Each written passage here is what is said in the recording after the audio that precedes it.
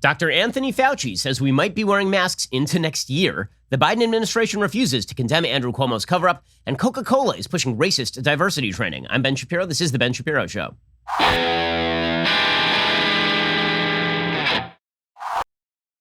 The Ben Shapiro Show is sponsored by ExpressVPN. Protect your online privacy today at expressvpn.com/Ben. See, here's the thing, folks. I've been talking about ExpressVPN on this show for months. Why haven't you gotten a VPN yet? Ladies and gents, I will tell you this. There has never been a more important time to protect your digital rights. That's why I and thousands of my patriotic listeners choose to secure our online data by using ExpressVPN.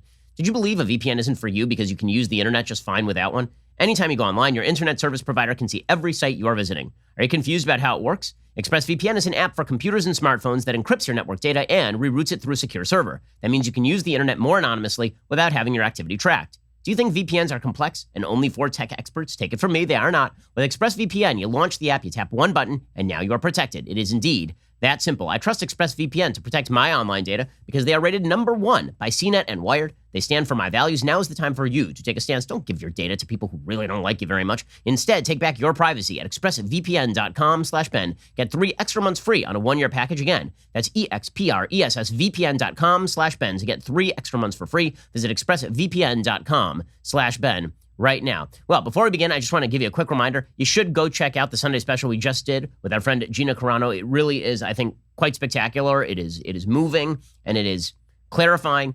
Gina explains exactly what went down at Disney Plus and Lucasfilm when she was fired from The Mandalorian and the sort of culture that had been created there, this woke culture in which you were bullied into saying things that you didn't actually believe or silenced. It's definitely worth the watch. So go check that out over at our YouTube channel or download the show on our stream because I think it is well worthwhile. Okay, on to the news of the day. So apparently we're going to lock down forever. Like forever, ever, ever, ever. There's never going to be an end to this. That apparently is the message coming out from the Biden administration. And this is the stupidest thing you could possibly do at this moment. It is truly idiotic. The reason it is idiotic, as I have explained before, is that vaccines are coming out. These things are basically a damned miracle. These vaccines are unbelievably good. These vaccines remove, according to the studies, about 94 to 95%, we're talking Moderna or Pfizer, 94 to 95% of the deadliness of the disease and prevent you from getting the disease in most cases in the first place. Right? Not only that, we now know that one of the things that happens with the Pfizer and the BioNTech vaccine is that it actually does stop the COVID spread, which is perfectly commonsensical. Okay, when you get a measles vaccine, you now no longer can pass measles because if you cannot obtain measles, then you cannot pass measles. Now, there was this bullcrap nonsense going around that you would take the vaccine and then you were still passing the thing. Or you already had COVID and now you're still passing the thing. The evidence to back that was extraordinarily scanty. In fact, there was virtually no evidence to the idea that after you had had COVID, you were still a major cause of COVID spread. And yet that was pushed out there as though that was the apotheosis of science. It was not. It was never it was never good science. Forget the apotheosis of science. Well, now, according to Bloomberg, the Pfizer and BioNTech SC COVID-19 vaccine appeared to stop the vast majority of recipients in Israel becoming infected, providing the first real-world indication that the immunization will curb transmission of the coronavirus. The vaccine, which is being rolled out in a national immunization program that began December 20th, was 89.4% effective at preventing laboratory-confirmed infections, according to a copy of the draft publication that was posted on Twitter and confirmed by a person familiar with the work. That means that not only are you not going to die from the thing, you're probably not even going to get the thing. 9 out of 10 cases, you are not going to get the thing, and even if you do get it, it's not going to be severe. It's not going to be life-threatening. The company's worked with Israel's health ministry on the preliminary observational analysis, which was not peer-reviewed. Some scientists dispute its accuracy. The results were also reported in Der Spiegel in Germany. They're the latest in a series of positive data to emerge out of Israel, which has given more COVID vaccines per capita than anywhere else in the world. Almost half of the population has had at least one dose of the vaccine. Also, Israeli authorities said that the Pfizer-BioNTech shot was 99% effective at preventing deaths from the virus. 99%. I mean, the thing's a miracle, right? Okay, by the way, quick side note here. There's an awful joke on SNL that just is rooted in a lie. I'm not going to say that the guy who said the joke was anti-Semitic because I don't know his intent. I do know that the content of the joke is just untrue. Okay, the content of the joke is that Israel is discriminating against Arabs and giving the vaccine. No, the Palestinian Authority is a sovereign government. It is their job to get the vaccine. They've not asked the Israelis to provide the vaccine. Arabs who are living in Israel are getting the shots in the same way that Jews who are living in Israel are getting the shots. So it's just a lie. Anything else that you may have heard along those lines. In any case, the basic idea here, to go back to the vaccines, is that these things are unbelievably effective, like incredibly effective. And by the way, they were being rolled out before Joe Biden entered office. Joe Biden jumped to the front of the parade, and then he stood there pretending that he created the parade. Okay, this thing was already underway. Operation Warp Speed had helped create the vaccines, create the market for the vaccines, guarantee income from the vaccines. The rollout of the shots was already well underway when this guy took office. If you look at the pace of the rollout, which really began early January, somewhat mid-December to early January, I mean, this guy got immunized January 11th, 9 days before he took office. One of the things that you can see is that it is on a consistent upward trajectory. It's not like it was moving at a low trajectory and then Biden took office and went zip and just exponentially increased. Nope. It was always on this consistent, arithmetically increasing trajectory. Okay, so Joe Biden is just continuing to lie about this. He keeps saying that there was no plan when they took office. And it is of high irritation that the same media that declared that every time Trump opened his mouth, it was a lie, just refuses to acknowledge that this administration lies like fury when it comes to COVID. They lie repeatedly and routinely about COVID in order to cover for the fact that they really didn't do anything, in order to cover for the fact that their plan has been basically the same as Trump's plan. Like today, for example, there are a lot of stories out. It'll be a miracle if Joe Biden is somehow able to achieve 300 million shots by August. That'll be incredible. Why will that be incredible? We're rolling out 2 million shots a day. You know what that means? If we kept on today's pace, we didn't even increase the pace. If we kept on today's pace, that would mean 330 million shots by August. So no, that's not a miracle. In the same way that Joe Biden came into office promising 1 million shots a day, and the day he was inaugurated, there were 1 million shots. Because he's just lying about things. Here he was lying over the weekend about how there was no plan when they took office, which is obviously untrue. This jerko was vaccinated 9 days before he took office. So what was the plan, Bob?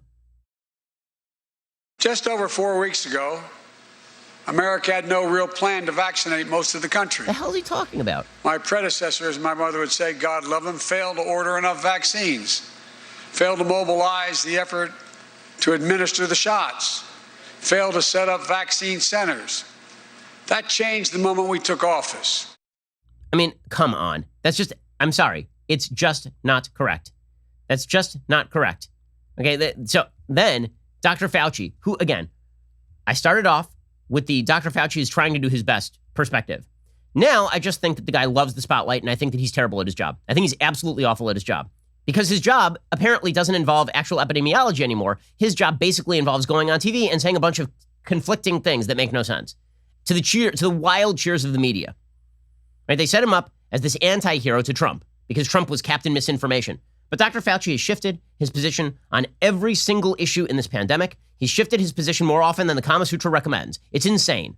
Okay, so now Dr. Fauci is suggesting maybe we should wear masks into 2022. I have an answer for you, Dr. Fauci. No. The answer is no. Once we're vaccinated, we're not wearing masks. And guess what? We're not socially distancing. We're going back to ball games. We're going back to regular life. We're eating indoors, and we're eating relatively close to one another. Because we can't live like this. People were not meant to live like this. And all you people in control who think that you're going to maintain control with the threat of the virus, no. The answer is no.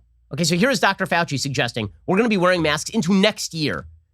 And we've got the Biden administration saying by August we're going to immunize the country. And then you're saying, oh no, everybody's going to continue socially distancing and wearing masks until next year. I cannot think of a message less calibrated toward getting people to do the vaccinations.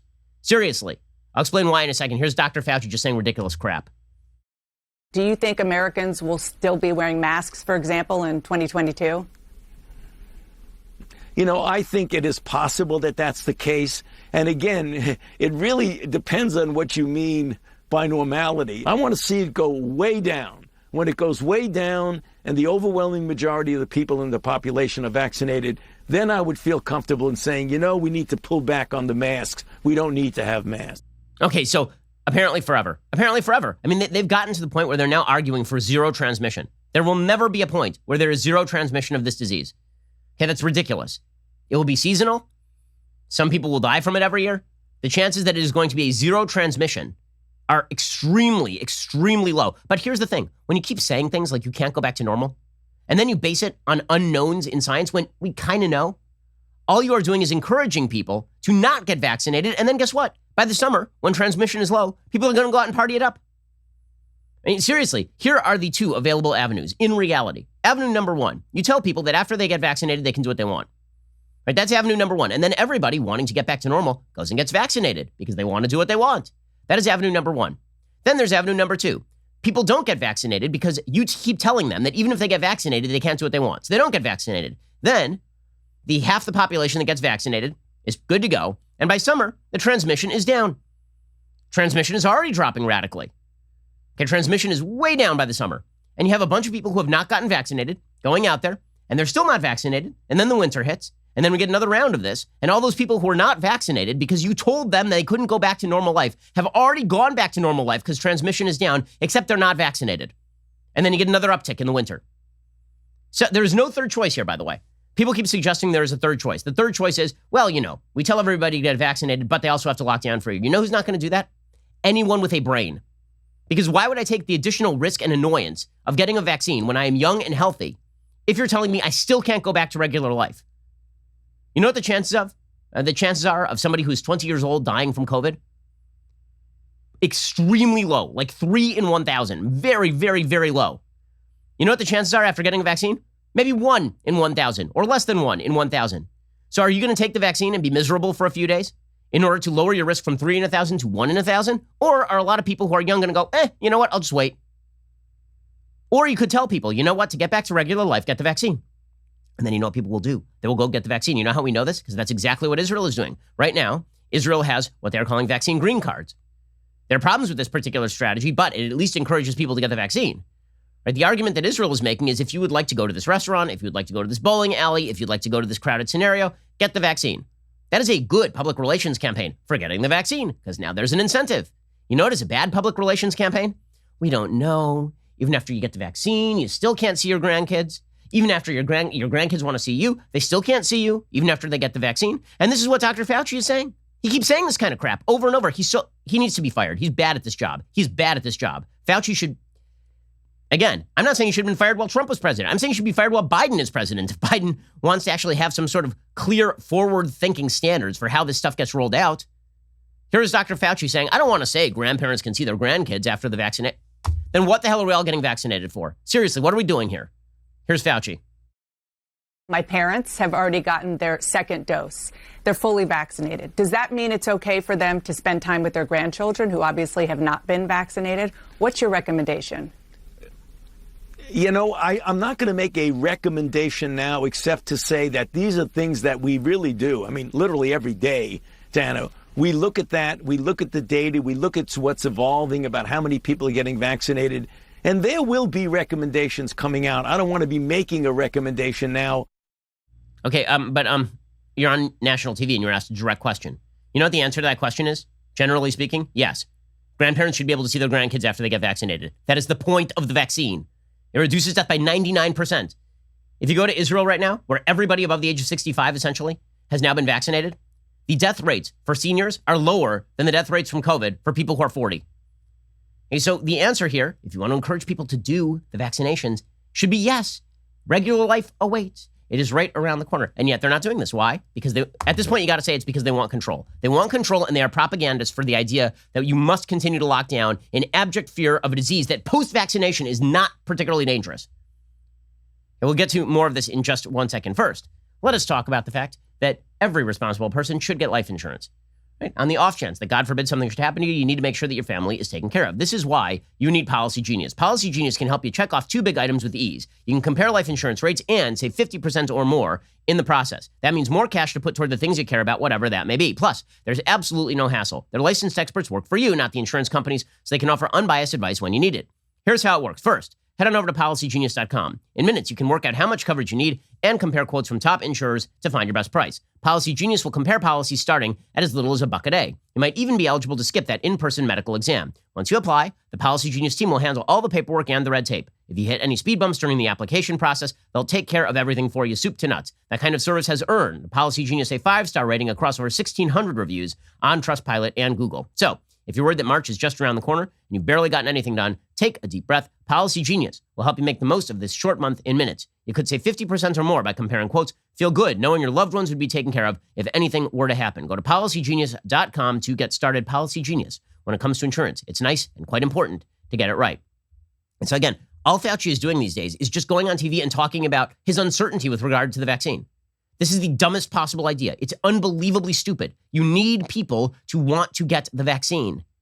You need people to want to get the vaccine. And when you talk about, there are all these COVID variants and they could sweep through the nation.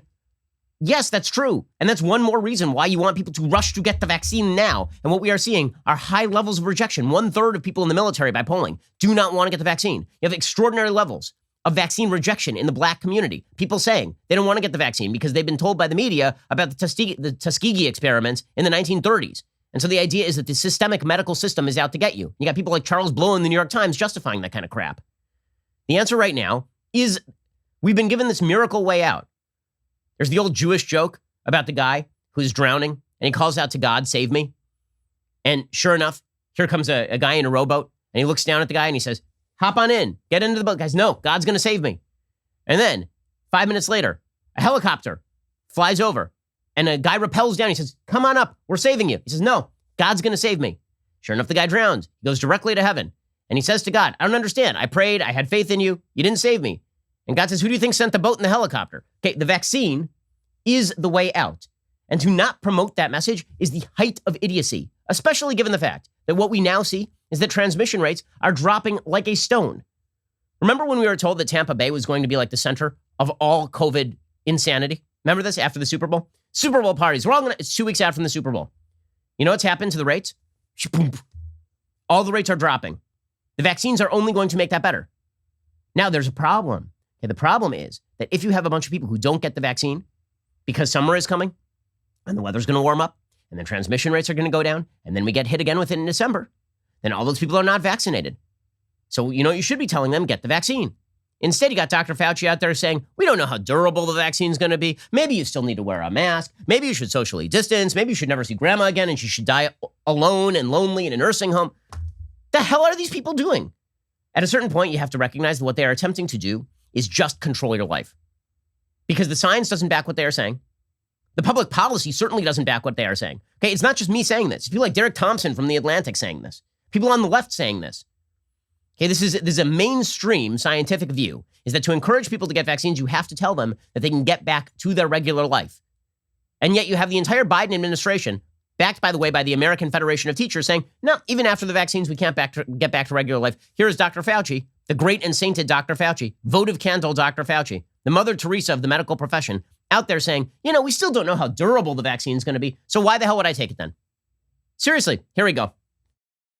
There are two scenarios. The one you're talking about the Pfizer giving one dose and having a good degree of protection versus what they're doing in the UK. So let me very briefly explain both. The Pfizer situation, where they gave a vaccine and after a period of time, at 15 to 28 days, they had good protection. What we don't know, and this is the risky business about it, we don't know how durable that effect is going to be. Okay, so again, what is he trying to do here? This is the guy who, by the way, lied to you. He lied to you about masks. Why? He said he had a good motive, right? His motive was he only wanted medical professionals to have PPE. He said masks were not useful. Now, of course, masks are the greatest thing since sliced bread. Masks are the most important thing you could ever do, right? When you wake up in the morning, you put on your mask. When you go to sleep at night, you still keep on your mask. You keep on that mask forever. You glue it to your face.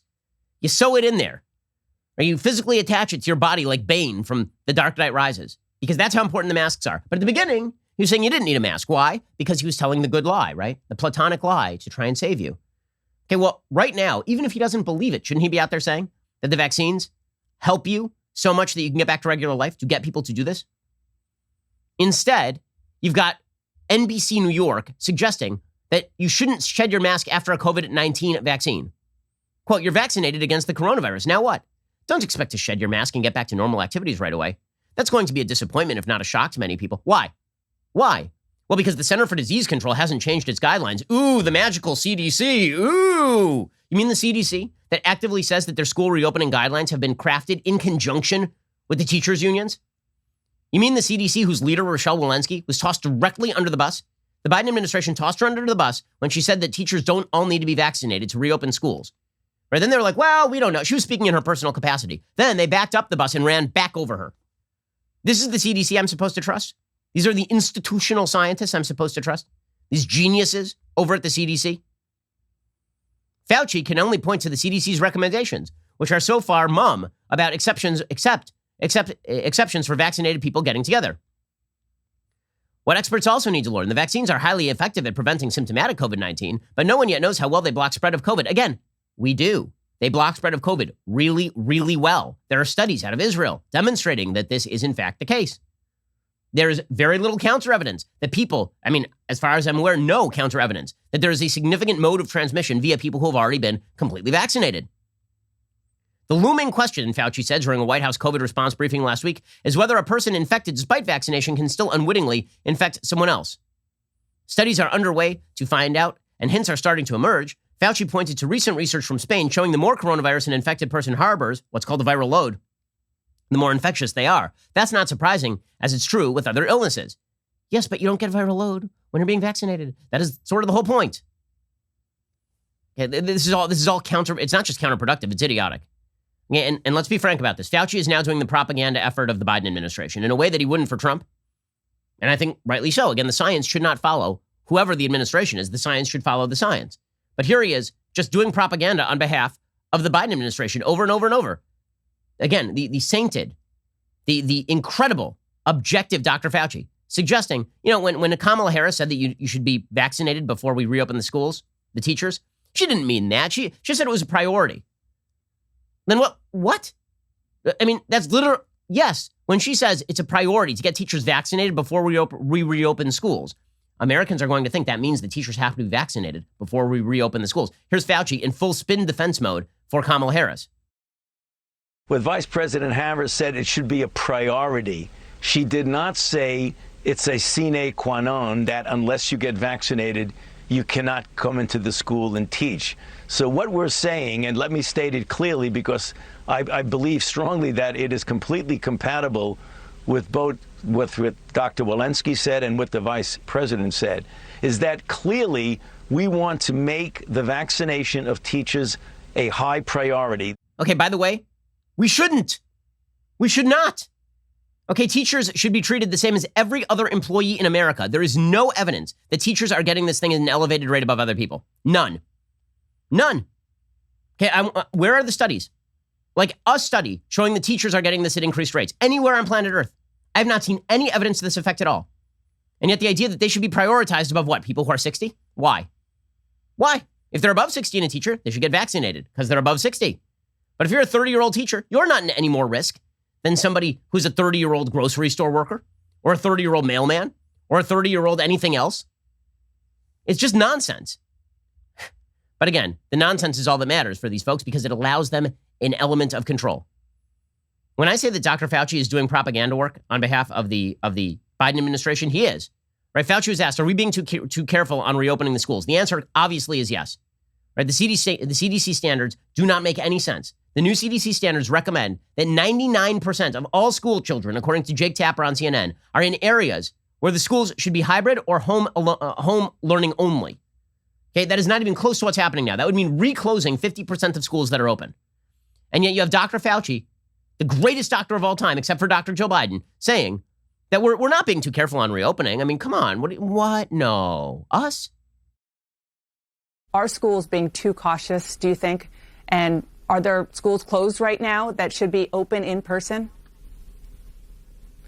Obviously, if it's a very difficult situation to get an absolute definitive answer. What the CDC has tried to do is look at the risks that you have and try, if you follow the CDC guidelines, to get the children back in school, at least with hybrid, and maybe even when you actually have an increased spacing with them, that you can get it in what's called a decreased capacity. It's hard to say that we've been... No, it is not hard to say at all. Schools around the world have been open throughout this thing. Around the world, particularly elementary schools. Okay, and all of this is just to back the Biden AFT agenda. That's all, the American Federation of Teachers. That's all this is.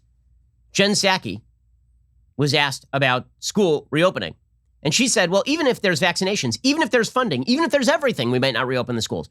Because all they want is control, folks. This is no longer... I was willing to do the good faith thing for about a year. We're a year in. We're a year into this pandemic. And early on, remember, I was an advocate for masking throughout. I'm still an advocate for masking for people who have not gotten vaccinated and who have not had COVID in order to protect the elderly.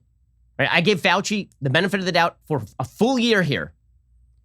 I was even willing in the early days to give the lockdowns the benefit of the doubt, at least for a month, 6 weeks.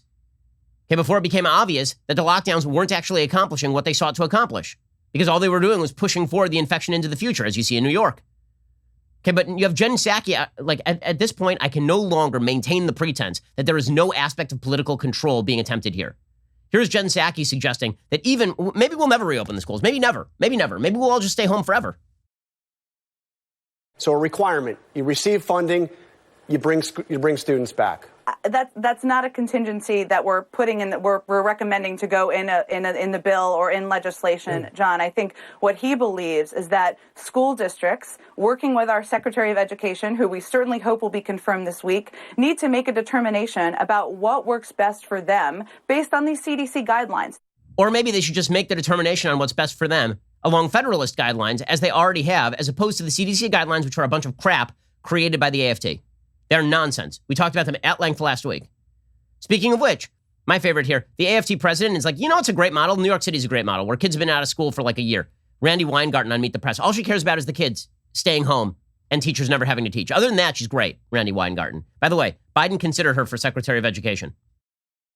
There's no perfect solution, but frankly, I think that New York City has done a pretty good job in terms of showing the way.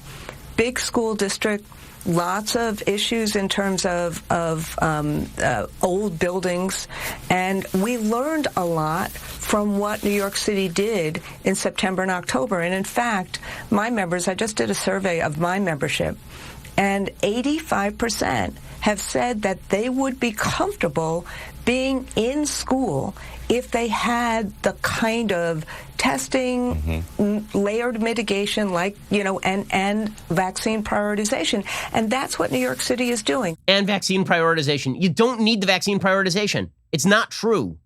Okay, yeah, I'd also be comfortable going back to work if we all lived in a plastic bubble and never had to deal with other human beings. The data on elementary school transmission demonstrate kids are really not transmitting this to teachers in large numbers. Again, I have yet to be made aware of a single case I've been waiting. My email address is public, bshapiro@dailywire.com. Let me know, is there a single case in the United States of a teacher where it is clear the teacher actually got COVID from a student, not from a fellow teacher, not from a fellow adult, not from the grocery store at home, that a teacher got the disease from a student and then died? I'm unaware of a single case in the United States in which this has happened.Maybe it's happened. I'm not saying that it hasn't. I'm not aware of a single case. If it has, it is extraordinarily rare. And yet the schools, according to Biden and team, should continue to be closed. You had Fauci last week saying we need to pass a stimulus package that's going to spend tens of billions of dollars, hundreds of billions of dollars into the future, right? Into like 2024 in order for them to open now. This is nuts. And the media are just going right along with it. There's an article today in the Washington Post that is such, the alarmist propaganda of the establishment media is insane. There's an article in the Washington Post. It is titled, "The Youngest Victims of a National Calamity and the People They Left Behind." Okay, the entire article is about the number of children who have died from COVID. Now, here is the thing. Not many children have died from COVID. Statistically speaking, this is a disease that is not particularly deadly in children. When I say not particularly deadly, I mean less deadly than the flu in kids.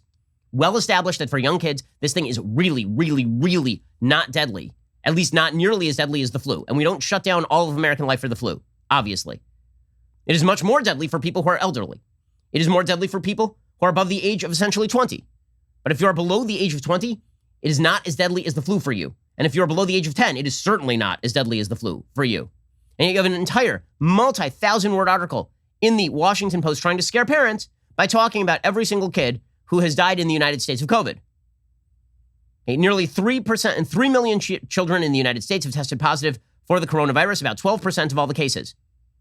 And the number of kids who have died is extremely low, 271 kids as of early February.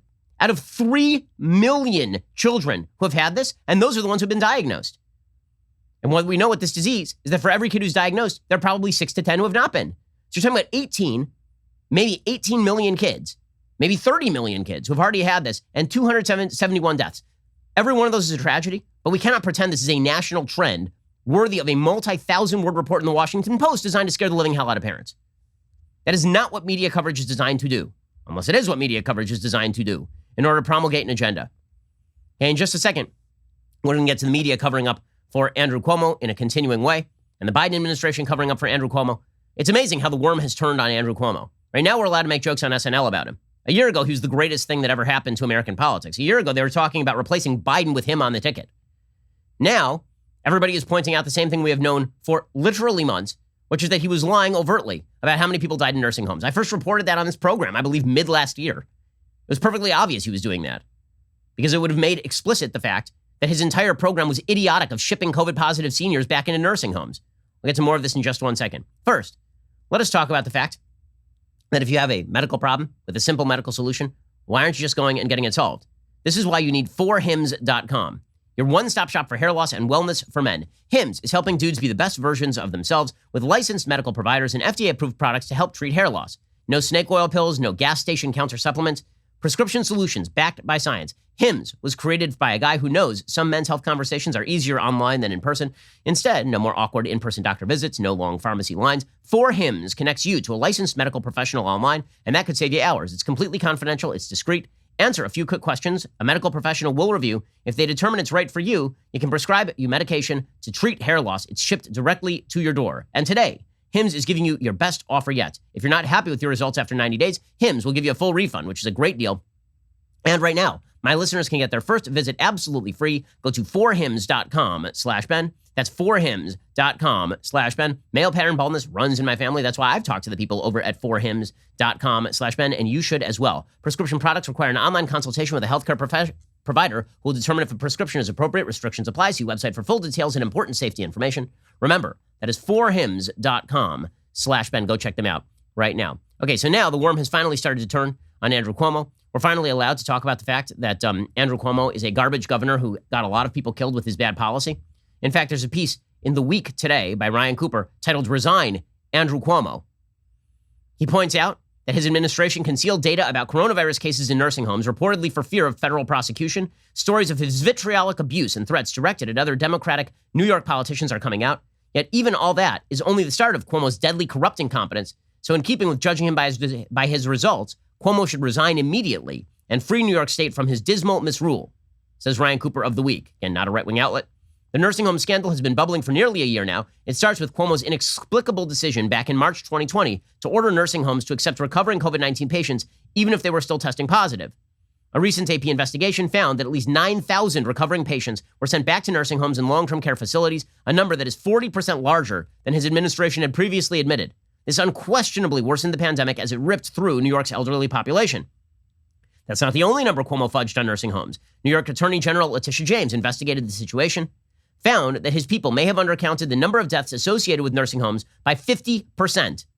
Cuomo then admitted that instead of the 8,500 dead they'd been reporting, the true number was over 15,000, about a third of the state's deaths. And then, of course, the New York Post reported comments from Cuomo's top aide, Melissa DeRosa, seemingly admitted that they had deliberately faked the numbers as part of a cover-up. His officials froze, she said, for fear the truth was going to be used against us by federal prosecutors. Ryan Cooper says Cuomo bungled the pandemic basically from the jump. The New York City Metro got hammered with the worst regional outbreak in the country. In the following months, Cuomo's compulsive bullying and control-freak habits gradually drove an exodus of public health professionals from the state government, including the state's health department, director of its Bureau of Communicable Disease Control, its medical director for epidemiology, and the state epidemiologist. And then his micromanagement tangled up the early stages of the state's vaccine rollout. He threw out the plan the state health department had worked up over months, substituting his own. He put in place strict requirements that only people who qualified could get shots, but then added threats of punishments for organizations that didn't distribute their shots fast enough. And the result was chronic delays. Okay, so bottom line is this. Cuomo has been a garbage governor, and the media didn't just cover for him, they featured him. He was the greatest governor in America. Meanwhile, Ron DeSantis, greatest villain in America, down in Florida, with the number 2 population of seniors in America by percentage after Maine, which has 7 people. Okay, so easily the oldest state in the union, if you don't count Maine, Florida. And Florida is ranked middle of the pack in terms of deaths per million, like 27th. New York is ranked 2nd. New York was treated as a wonder of excellent management. Meanwhile, Jen Psaki over at the Biden administration is asked, can you condemn Cuomo covering up these deaths? And she's like, no. Remember, refreshingly honest, refreshingly transparent here at the Biden administration. It's amazing. There's a lot of dishonesty inside the Trump administration, for sure. Trump said things that were not true a lot. Many of those things were exaggerations or bloviation because that's how Trump was on a personal level. This is organized, malicious, and clear lying.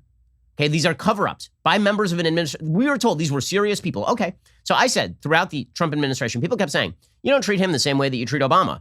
When Obama would lie, you'd be really on him. And when Trump lies, you're like, yeah, that's just Trump. The reason, and I said, yes, because you have to take into account the nature of the people who are lying to determine whether they are doing so through carelessness, which is mostly Trump, or recklessness, which is mostly Trump, or whether they're doing so in deliberate fashion in order to mislead people, right? In organized, serious ways. This is an administration that in organized and serious ways covers up and lies to you. Here is Jen Psaki pushing the Cuomo cover-up.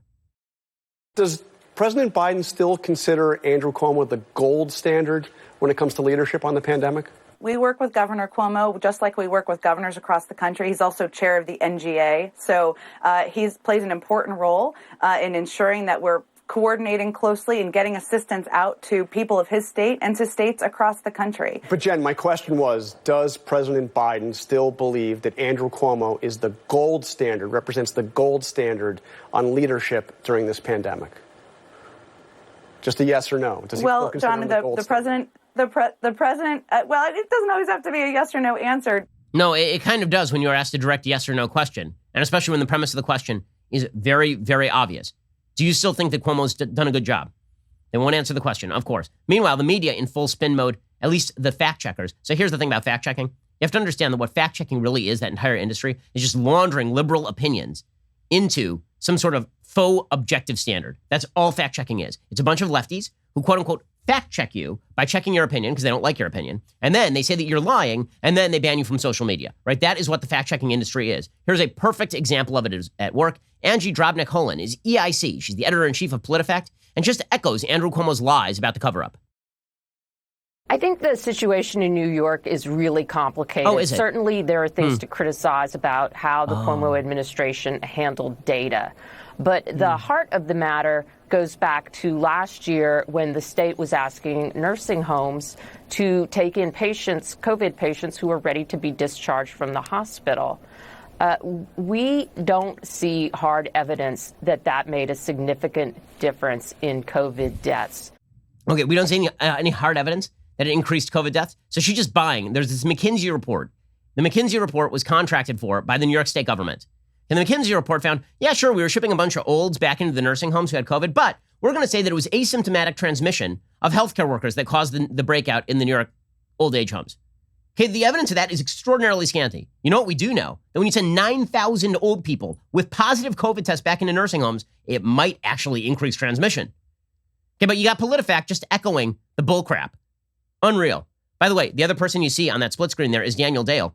One of the things you may have noticed about Daniel Dale, he was the CNN fact checker during the Trump administration, and he became famous for doing this very nitpicky thing where every time Trump would speak, he would take every single statement, and then he would analyze it down to the nth degree, like hair splitting, so that he could call it a lie. So if Trump would say, I have unbelievable black support, he'd be like, he does not have unbelievable black support. He has slightly more than he did last time, but it's not unbelievable. And thus he is lying, right? It was that kind of crap from Daniel Dale. Now Daniel Dale has poof, disappeared. According to Mediaite, CNN fact checker Daniel Dale was one of the busiest people in the cable news business for several years. He has almost completely disappeared from the network's programming over the past month or so. What happened? Well, since joining CNN in June of 2019, Dale has appeared or been mentioned on the network more than once every other day on average, according to Internet Archive. That exposure dropped sharply after November 4th.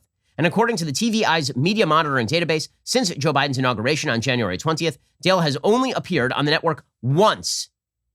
That appearance, last Friday, was to fact-check Donald Trump's lawyers. I wonder what happened, why it's almost as though they only care about fact-checking when they are simply attempting to check people on the right. Amazing, amazing. Okay, we'll get to more media coverage of the Biden administration in just 1 second, which continues to be egregious, sycophantic, and drooling. Get to that in just one moment. First, when it comes to staying in shape, nothing feels as good as the feeling of accomplishment, of hitting those fitness goals and feeling great about yourself. I can tell you that both my wife and I have been exercising and dieting and really trying to work on all of this since the beginning of the year. Let me tell you something that really helps us a lot. Echelon. Echelon can get you there. Echelon offers the next generation of connected fitness bikes, fitness mirrors, rowing machines, and their Echelon Stride smart treadmill. No matter what your favorite fitness activity, Echelon will give you a fun, challenging workout from the comfort of home. The EX7S, it's Echelon's latest state-of-the-art innovation. It takes cycling to the next level. The EX7S connected bike is built with performance, flexibility, and durability in mind. It's the bike for competitors at heart. The world-class instructors will motivate you with thousands of daily live and on-demand studio-level classes, always available when you need them. Unlike their competitors, Echelon is affordable for everyone, and one membership lets up to 5 family members all work out at the same time. Right now, You can try any Echelon fitness equipment at home for 30 days. Let me tell you, I am super excited to be using the Echelon. Now, you've seen the other brands that do this, way more expensive. Echelon is affordable, and it's great. It'll get you into shape, and it's fun because I need to be involved in some sort of class in order for me to really feel motivated to work out. Echelon knows that. They make it happen for you. Go to echelonfit.com/Ben. That's ECHELON fit.com/Ben to get started. Alrighty, well, yesterday, I had the privilege of sitting down with the newest addition to our entertainment team, Gina Carano. This was her first sit-down interview since she found out on social media she'd been canceled by the woke mob. Gina is a real person. And this is the thing. The folks on the left wanted to treat her as some sort of cardboard cutout of an evil conservative, and she is not in any way. That is perfectly obvious from the interview. They tried to ruin her career and wreck her dream, and they failed. Check out the interview. If you haven't already tuned in, join the 2 million people who already have at dailywire.com because, well, we have a lot to talk about. And before going any further, I want to tell you all about a new series coming out this Friday, hosted by moi, right? This only happens for our members. There's a simple, highly effective rule for making a good argument. Don't build it on a fallacy. This is the first and really the most important rule when it comes to developing a legit argument. For some reason, the left has decided this rule no longer applies. That is why I will be exposing leftist fallacies every Friday in 15 minutes or less, exclusively for our Daily Wire members. Exclusively, you have to be a member. On my new series, Debunked. Every single week, I will take facts and logic and own people with them. We will put them up against a popular leftist argument, the kind you see your friends post and share all over the internet. And guys, whether it is climate change and ridiculous solutions to it or universal health care, I'm going to help you completely dismantle the arguments being made by the left. So if you aren't already a Daily Wire member, head on over to dailywire.com/subscribe. Use code DEBUNKED to get 25% off. The first episode drops this Friday. So head on over to dailywire.com/subscribe today. Use code DEBUNKED for 25% off. We've been filming it. It looks fantastic, and it's going to be super helpful around the water cooler. So you want all the best arguments? Check out our new series, Debunked, by becoming a member, dailywire.com/subscribe, and use promo code DEBUNKED for 25% off. You're listening to the largest, fastest growing conservative podcast and radio show in the nation.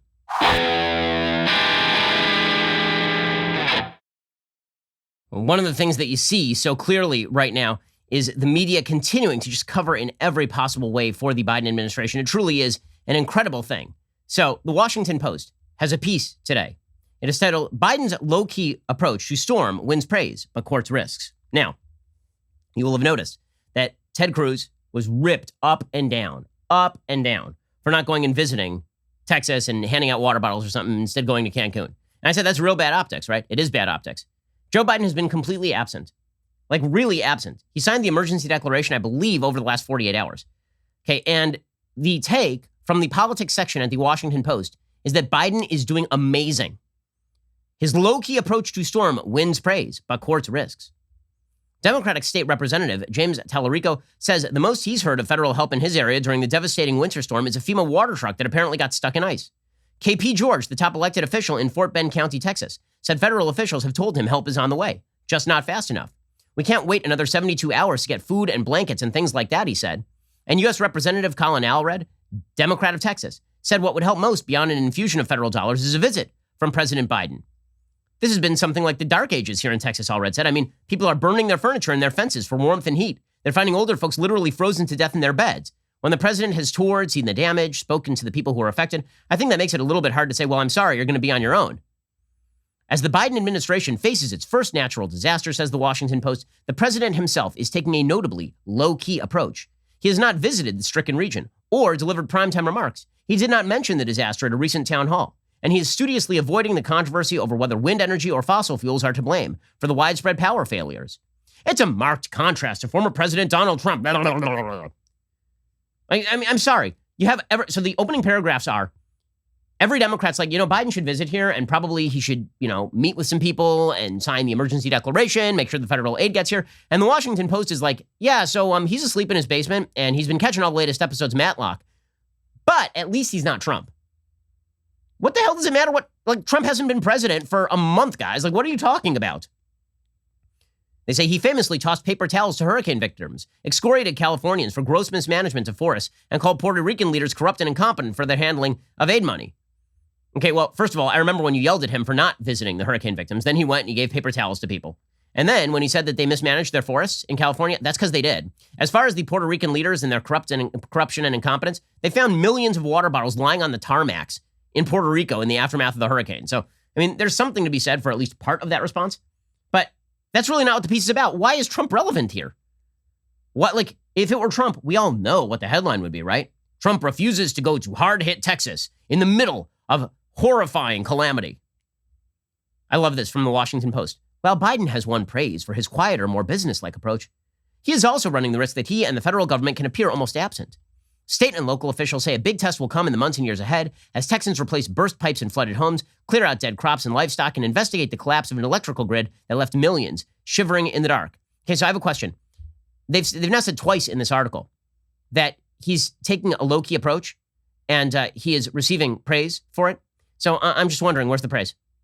They've yet to cite, we're now like 11 paragraphs in. There's no praise cited anywhere in here about what exactly he's been doing. But according to the Washington Post, it is praiseworthy. You have to get down to paragraph, 20 till you get to this. The president, this is Daniel Kanuski, a former FEMA deputy administrator, said, the president has authorized FEMA to provide physical resources and financial resources, just as important, officials said, is what Biden has not done. Several credited him with not politicizing the disaster. He has not weighed in on some Texas officials' widely disputed claim that the failure of wind turbines was largely responsible for power failures. Well, that would be the smart thing to do, right? I mean, because if he weighs in on that, he's going to be wrong. The president has also refrained from scolding state leaders for decisions relating to their power grid that might have contributed to the electrical collapse. Well, right, because if he gets enmeshed in that particular thing, that is a battle he is going to lose.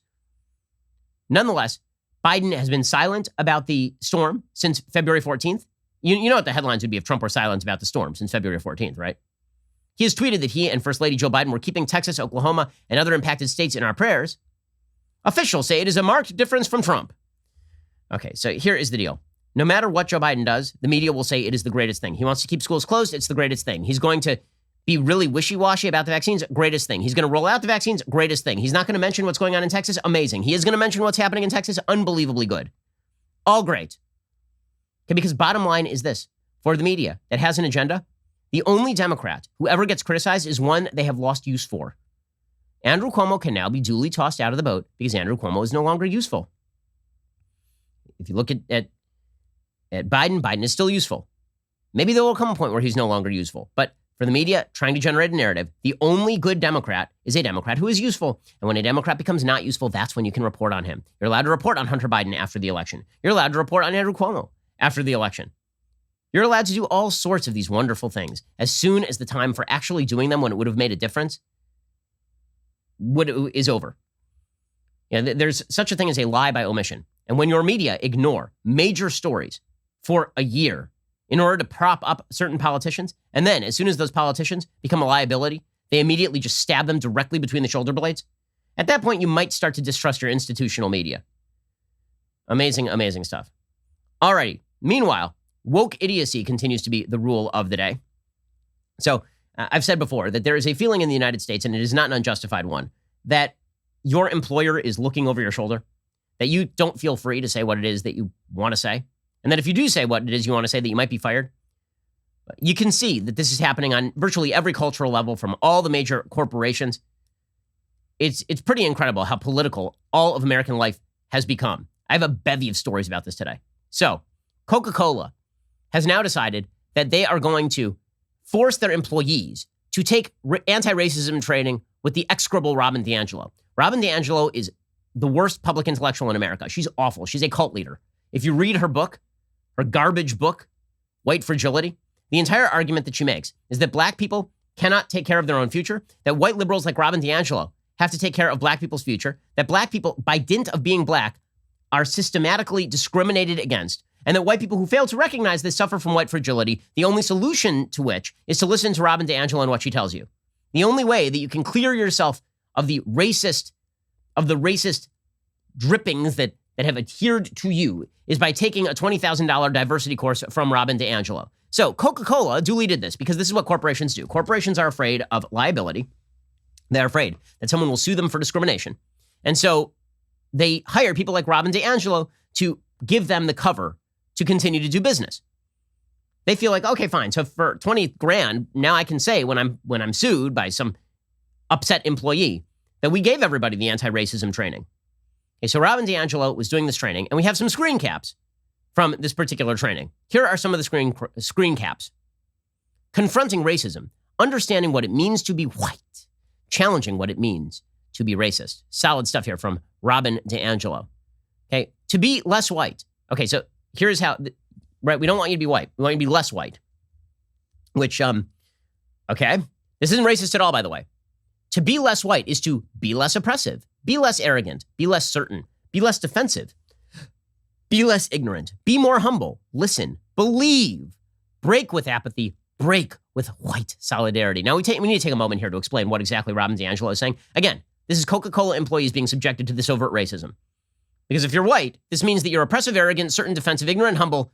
You must, not humble. You need to listen and believe. You're apathetic, and you have white solidarity if you're white. So you need to be less white. I don't know how. Like, really, how are you less white? She doesn't mean that you color your skin, obviously. That's racist. Instead, what she means is that you have to be a person who listens to Robin DiAngelo.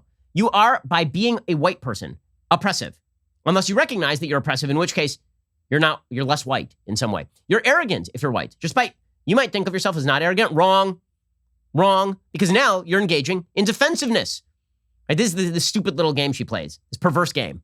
Right? She says, you're oppressive and you're arrogant and you're certain about all your stuff. You're like, well, no, I don't feel like I've oppressed anybody. And as far as arrogance, I mean, frankly, I kind of know what I'm good at and what I'm not good at. And I'm not good at a lot of things. And I'm not super certain, actually. In fact, I have a lot less certainty than Robin DiAngelo. So I kind of deny this stuff. And she goes, you're being defensive. Right? If you fight back against her, now you're defensive, which means you're being white again. Stop that. You have to be less ignorant, right? Because you're ignorant because you're white. You say, well, no, I'm not ignorant. Actually, I know a lot of things. Nope. There you are being defensive again. You need to be more humble, which I love that just to fill out this slide, she had be less arrogant and also be more humble, which is the same thing. You have to listen and believe. Listen and believe.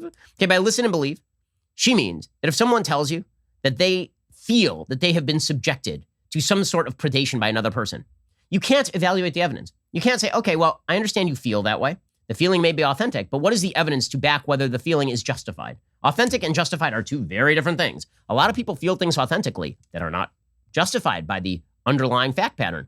This happens all the time. My kids feel authentically angry at me on a variety of bases. That does not mean that their feelings are justified. My son yesterday, it was time for him to go to bed. And my son decided that he did not want to go to bed. Right? And he was very angry at me because I said, we have to stop playing Legos. You need to go to bed. His feelings were authentic. They were not justified. It was time for him to go to bed. By the way, he was so upset at this that he then went and peed on the floor because this is what children do. Funny now, wasn't at the time. His feelings were authentic. Peeing on the floor was not justified. In any case, listen and believe is what Robin DiAngelo says. You must believe. You have to break with apathy. Because what she means by break with apathy is you just have to mirror everything she says, or you're apathetic. And finally, you have to break with white solidarity because you understand if you refuse to go along with what she's saying, this means that essentially you're a white solidarity supremacist. Okay, then here's more from Robin DiAngelo training the unlucky suckers over at Coca-Cola. In the U.S. and other Western nations, white people are socialized to feel that they are inherently superior because they are white. Research shows that by age 3 to 4, children understand that it is better to be white. Oh, is that what the research shows? Is it now? Interesting. Also, white people are socialized to feel they are inherently superior because they're white. Actually, no. The civil rights movement socialized us to believe that people should be treated as individuals. It is your educational training that makes white people feel that they are superior because it is only white people who can solve the problems for black people. It's something Shelby Steele pointed out in his own book, White Guilt, which is that one of the beautiful things about being somebody like Robin DiAngelo is the only person who can solve the problem is white people.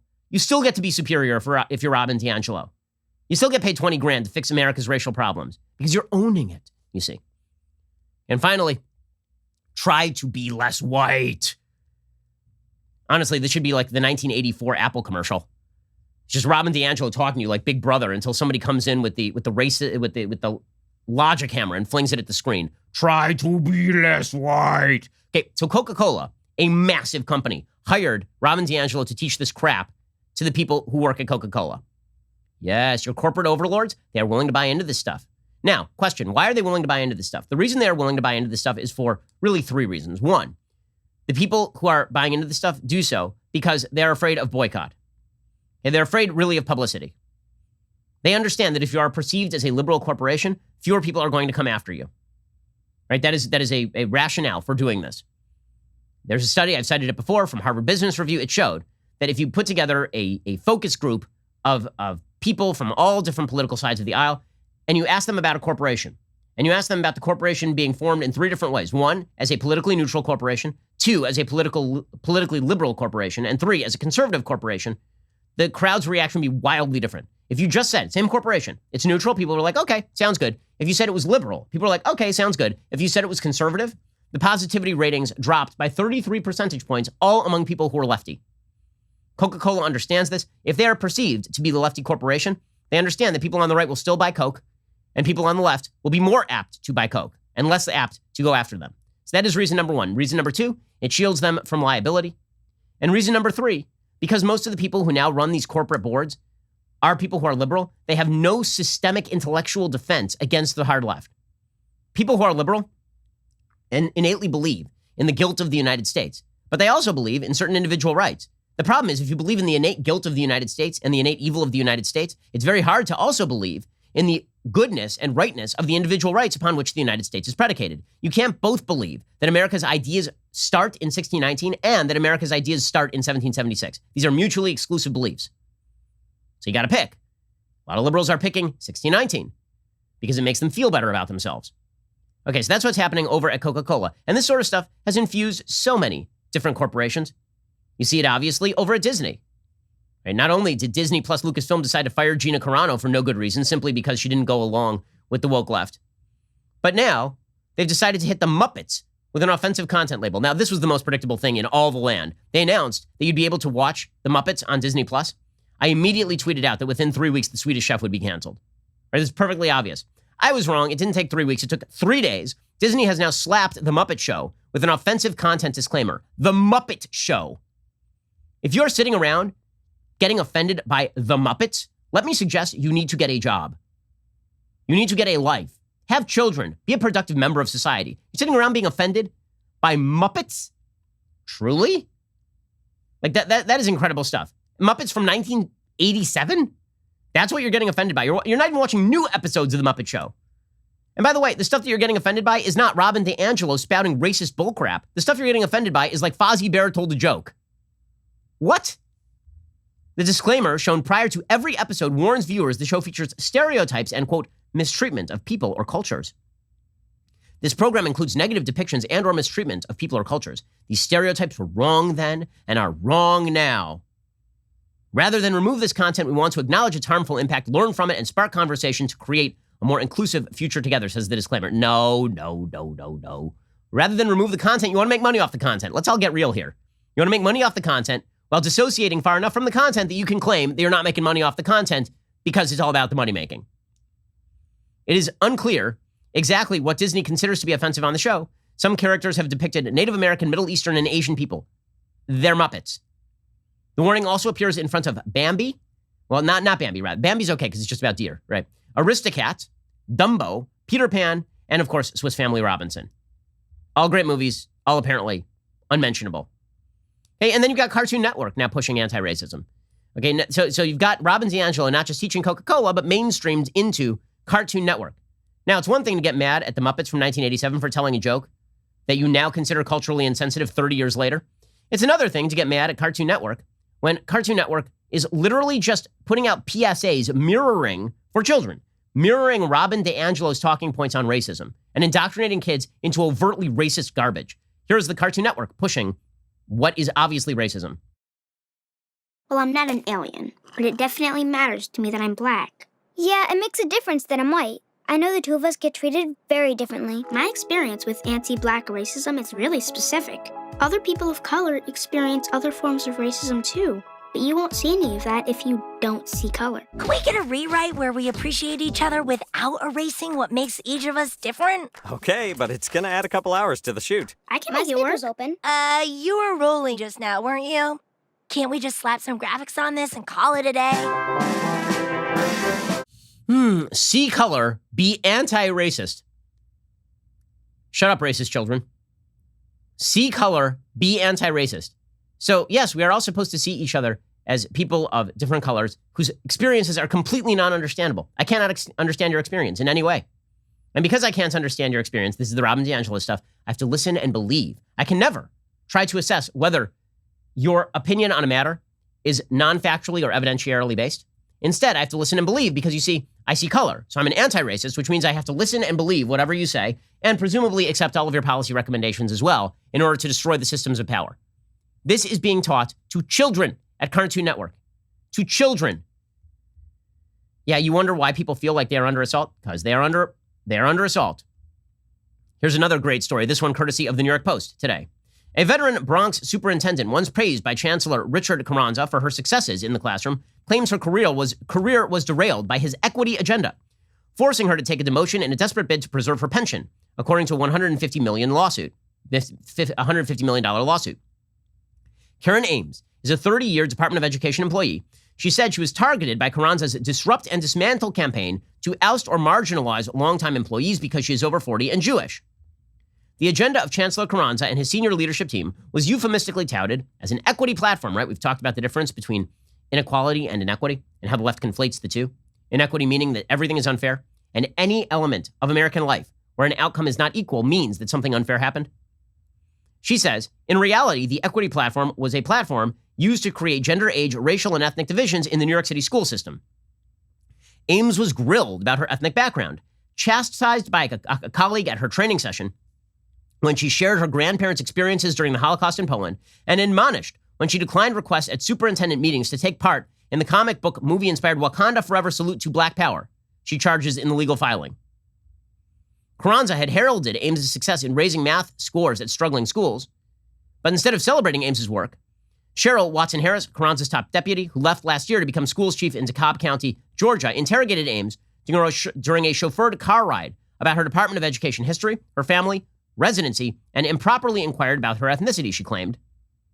At an implicit bias workshop where superintendents were asked to tell their personal stories, Ames talked about her grandparents' loss of 2 children during the Holocaust, only to have colleague Rashida Amon tell her, "You better check yourself," the lawsuit alleges. "This is not about being Jewish. It's about black and brown boys of color only," court papers quote Amon as scolding. See color, be anti-racist, guys. It's so nice. In August 2018, Ames was summoned to the Department of Education headquarters, where Watson Harris handed her a termination letter, telling her the department was moving in a new direction. A month later, Ames was given a choice, take a demotion or be removed from the payroll in 24 hours. She took the demotion. The DOE eventually assigned Ames to the Office of School Health, but gave her no work for 5 months. So, so they got angry at her because she wouldn't give the Wakanda Forever salute. Wakanda's not a real country, gang. It ain't real. If you refuse to give a salute to a country that doesn't exist, is that racist? Apparently, the answer is yes. This sort of stuff is happening at employers around the country. Around the country. And you are allowed to target people at these places. You are encouraged to target people at these places. Barry Weiss, formerly of the New York Times, has an excellent piece today about a woman named Jody Shaw at Smith College. She says, courage has come in the form of a woman named Jody Shaw. Jody Shaw was, until this afternoon, a staffer at Smith College in Northampton, Massachusetts. She made $45,000 a year, less than the yearly tuition at the school. She's a divorced mom of 2 kids. She's a lifelong liberal, alumna of the college. She has a front row seat to the illiberal, neo-racist ideology masquerading as progress. In October 2020, after Shaw felt she had exhausted all internal options, she posted a video on YouTube blowing the whistle on what she says is an atmosphere of racial discrimination at the school. I asked that Smith College stop reducing my personhood to a racial category, stop telling me what I must think and feel about myself, stop presuming to know who I am or what my culture is based upon my skin color, stop asking me to project stereotypes and assumptions onto others based on their skin color. Now she is resigning from the college, and she is turning down a settlement that would have given her a much easier way out. She says that the climate at Smith College changed dramatically in July 2018 when the culture war arrived on campus when a student accused a white staff member of calling campus security on her because of racial bias.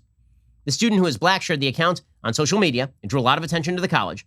Before even investigating the facts of the incident, the college immediately issued a public apology to the student, placed the employee on leave, and announced its intention to create new initiatives, committees, workshops, trainings, and policies aimed at combating systemic racism on campus. There was an independent investigation into the incident and found no evidence of racial bias. The college ramped up its initiatives aimed at dismantling the supposed racism that pervades the campus. This only served to support the now prevailing narrative the incident had been racially motivated and Smith staff are racist. She was told that her career was ended. Why? Because she was supposed to create a program about library orientation in which she used rap, but because she was white, that could be viewed as cultural appropriation. She was up for a full-time position in the library. She was told her candidacy was dependent upon her ability, and she was told to reinvent a program that she had devoted months of time to creating. And so she moved into a current lower-paying position as student support coordinator. And then she was told on multiple occasions discussing her personal thoughts and feelings about skin color was a requirement of her job. She says, quote, I endured racially hostile comments, was expected to participate in racially prejudicial behavior as a condition of my employment. I endured meetings in which another staff member violently banged his fist on the table chanting, rich white women in reference to Smith alumna. I listened to my supervisor openly name preferred racial quotas for job openings in our department. Every day I watch my colleagues manage student conflict through the lens of race, projecting rigid assumption and stereotypes on students, thereby reducing them to the color of their skin. I'm asked to do the same. This woman at Smith College, she says, the last straw came in January 2020 when I attended a mandatory resident life staff retreat focused on racial issues. The hired facilitators asked each member of the department to respond to various personal questions about race and racial identity. I said I don't feel comfortable talking about that. Later, facilitators told everyone present the white person's discomfort at discussing their race is a symptom of white fragility. They said the white person may seem like they are in distress, but it's actually a power play. In other words, because I am white, my genuine discomfort was framed as an act of aggression. I was shamed and humiliated in front of all of my colleagues. And so eventually, she quit. Okay, this sort of stuff is happening at corporations all over the United States. It's happening at colleges, it's happening at Coca-Cola, it's happening at Disney, it's happening at Cartoon Network, and maybe happening where you work. Unless we get together and we fight back against this. And there are many ways to do it, which we will be discussing in future episodes and in my new book, which will be coming out shortly. Unless we fight back against this, it's going to win. We're all going to have to unite and fight back against this. You're listening to The Ben Shapiro Show. Make sure that later today you check out The Michael Knowles Show. He discusses the Vatican mandating the vaccine. You can hear more details about that story over on Michael's show. That is available right now. Also, this Wednesday, February 24th, we're supposed to have a backstage. It's going to be magical, mystical experience. I'm Ben Shapiro. This is The Ben Shapiro Show.